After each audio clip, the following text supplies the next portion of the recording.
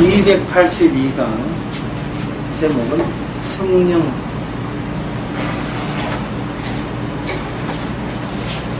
성령이 성경에 등장하는데 성령이 등장할 때 그냥 등장하는 것이 아니고 그 이유가 있어요.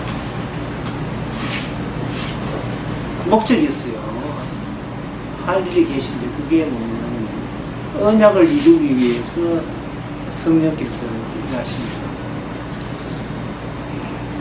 언약이 나타나기 전에는 성신께서 또는 성령께서 천지 창조에 관여하셨습니다. 성령께서 이렇게 하나님의 언약에 관여한다는 말은 언약을 이루는 데 있어서의 주도권을 주도권이 하나님한테 있다는 것을 분명히 알려주기 위해서 하는 겁니다. 주도권이 하나님한테 있으면 인간은 그 언약과 어떤 관계가 있는가? 언약이 완성되고 난 뒤에 그 일방적인 혜택을 누리는 대상이 인간입니다. 성령께서 관여하시고 혜택도 성령께서 주시고, 그러면 이제 인간이 할 게 뭐냐? 인간은 이제 피조물이니까 창조자의 솜씨에 대해서 감탄하고 고맙다 하고 고마워하고 감사하면 되죠. 천지 창조할 때 하나님의 신이 창세기 1장에 그 관여했죠. 하나님의 신이 시온에 운행한다 할 때 창세기 1장 2절에 나오는 말씀이거든요. 근데 그렇게 볼 때에 지금도 하나님의 성령께서 창세기 때 천지 창조할 때 관여하신 성령께서 지금도 만들어진 이 세상을 관여하고 계십니다. 그러면 우리 주변에서 또는 자기 신상에서 일어나는 모든 일이 우리는 그냥 우연히 일어난 걸로 여기지만 하나님 보시기에는 성신 또는 성령이 개입한 결과라 보시면 됩니다. 근데 제가 아까 뭐라고 이야기했던가요?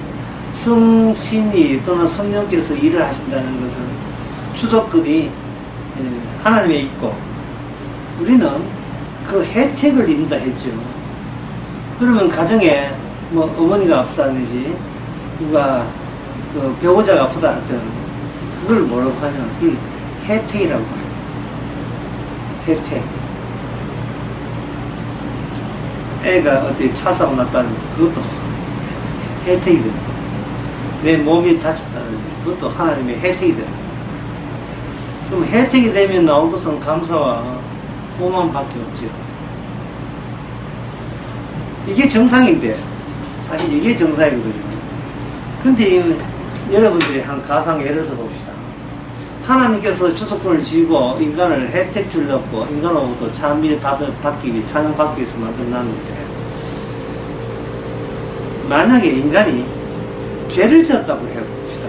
근원적으로 일시적으로 죄 지은 거 말고 근본적으로 죄를 지었다. 죄 속에 있다. 라고 생각해 봅시다. 방금 제가 이 가상이라 했는데 사실은 가상이 아니에요. 이거는 창세기 3장에 의하면 이거는 진짜입니다. 진짜 인간은 한두 번 실수한 게 아니고 한두 번 죄를 지은 게 아니고 근원적으로 죄 위에는 나올 게 없어요. 죄가 항상 내 앞에 있다고 했거든요. 시편 51편에 보면. 자, 어쨌든 간에 인간이 죄를 지었다고 해봅시다. 그러면 인간이 죄 지었고 또는 성신은 성신대로 이 세상에 주도권을 쥐고 있고 그렇다면 그 인간과 성신의 만남에서 뭐가 누락되겠어요? 아까 그 성신께서는 혜택을 줘도 인간에게는 아까 감사와 고마움이 나와야 되는데 뭐가 쑥 들어가 버립니까? 감사와 고마움이 쑥 들어가 버리죠. 그러면 성령께서 원래 하시고자 하는 거 피조물에게 혜택을 주고 피조물은 그 주도권을 지신 하나님께 감사하는 그러한 관계가 어지러워지겠죠. 그게 이루어지지 않겠죠. 그러면 성령께서 신약 때 성령께서 하실 목적은 이제 분명해졌습니다. 인간은 죄로 말미암아 틀어지게 된 온전한 감사와 온전한 기쁨을 인간이 죄로 인하여 이게 막혀버렸죠. 그러면 결국 성령께서 신약시대에 성령께서 자기 성도에게 부어준다는 것은 바로 감사, 고마움, 그리고 누가복음 같은 경우는 그걸 기쁨이라고 이야기해요. 누가복음도 누가가 썼지만 사도행전도 누가가 썼어요. 그 사도행전에 보면 성령께서 역사할 때마다 거기 있는 공동체들, 성령 받은 모임들은 거기서 뭐가 있냐, 그는 기쁨이 넘친다고 했어요. 기쁨이 넘친다. 참 요즘 같은 이 시대에, 일본이 수출 규제하는 시대에 기쁨이 넘치는 단체 찾아보기 힘들지요. 기쁨이 넘치는 가정 봤습니까?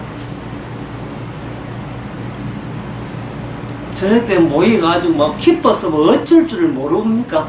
몰라, 치킨 하나 사들고 뭐 오면 이제 기쁨, 갑자기 치킨 먹고 기쁨이 넘치는 거 왜 말고 말이죠. 뭐 손에 사들고 오는 거 말고 갑자기 목돈 들어오는 그런 걸 말고 늘 피곤해 찌들었잖아. 인간의 몸이 왜 피곤합니까? 너무 원하는 게 많아서 그렇겠죠. 욕심이 많지요. 죄라는 게 욕심에서 나온다. 욕심이 잉태하여 죄를 낳는다 했잖아. 인간은 욕심에는 할 줄 아는 게 아무것도 없으니까 죄를 짓고, 죄를 지으니까 이 성신이 다스리고 또는 성령이 다스리는 이 세계에서 마땅히 하나님이 원하는 감사와 고마움은 날아가 버리고 짜증 지대로 부리면서 그 자기가 짜증을 그냥 부리는 정도가 아닙니다. 자기가 혼자 간직하지 않지요. 눈에 앞에 누가 띄게 되면 거기 퍼붓기 시작합니다. 그걸 내자로 부부싸움이라 가정싸움이 벌어지는 거예요. 그러면 하나님께서 인간의 죄에 막혀서 기쁨과 온전한 기쁨과 감사를 얻지 못한다면 그럼 하나님은 아니겠죠. 에스겔 36장 26절에 보면 이런 말씀 나옵니다. 또 새 영을 너희 속에 두고 새 마음을 너희에게 주되 너희 육신에서 굳은 마음을 제하여 부드러운 마음을 줄 것이요. 여기에 성신이 오기 전에 새 영이 오기 전까지는 딱딱한 마음이었다. 그런데 성령이 오고 난 데는 그 딱딱한 마음이 어떤 마음이냐면 부드러운 마음이 되었다. 이렇게. 에스겔 36장 방금 26절 읽었지만 25절 보면 물세례가 나와요. 맑은 물로 너희에게 뿌려져 너희로 정결케 하되 곧 너희 모든 더러운 것에서와 모든 우상의 섬김에서 너희를 정결케 할 것이오. 그렇다면 이게 물로 정결케 한다는데 그러면 모든 더러운 거 우상을 섬기는 그 원인과 이유가 뭐냐 하면 자기 마음이 딱딱해서 그렇습니다. 자기 마음이 딱딱하다는 것은 뭐냐 하면 여유가 없는 거예요. 경직되어 있다는 말 아시죠? 경직되어 있다. 또는 긴장되어 있다. 내 것 안 빼앗기고 저쪽 것도 얻기 위해서는 바짝 정신을 바짝 경직되게 있어야 되죠. 내 거 안 빼앗기고 수비는 수비대로 잘하고 공격은 공격대로 해서 내 것 만드는 그 작업. 인간이 산다는 게 뭐 그런 일 외에는 뭐 딴 거 있습니까? 없잖아요. 그러다 보니까 인간의 마음이 경직되어 있죠. 이거는 혜택이 아닙니다. 내 인생 내가 내 인생을 굴러가지 하지 않으면 나는 여기서 완전히 죽는다. 늘 경계스러워 경계하는 거예요. 자기 빼놓고 나 저기라고 경계하는 거예요. 누가 무슨 전화로 오면 깜짝 놀래죠. 전화로 깜짝 놀래고 누구 만나도 저길까 동길까 염려되는 전혀 부드럽지 않아요. 내가 지금까지 이루어온 것이 그게 소실되지 않기 위해서 바짝 긴장 상태에 있습니다. 근데 성령이 오게 되면 혜택이 오죠. 내가 얻고자 하는 것이 아니고, 얻고자 하는 걸로 내가 내한테 있으면 나는 찬양을 누구한테 해야 돼? 내한테 해야 되잖아. 근데 얻은 것이 아니, 내가 쟁취한, 내가 만들어낸 게 아니고, 그냥 성령에서 주신다면, 우리는 혜택을 입은 것이고, 이 혜택은 신약에서 은혜라고 이야기하고, 이건 선물이죠. 하나님께 감사와 고마움을 드리죠. 이게 이제 뭐냐면, 갑자기 긴장 상태가 소프트 크림처럼, 아이스크림처럼 녹아져 버리고, 부드러운 마음이 되는 거고. 그렇게 되면, 자그마한 일에 대해서도 감사하겠죠. 이게 성령께서 일하시는 겁니다.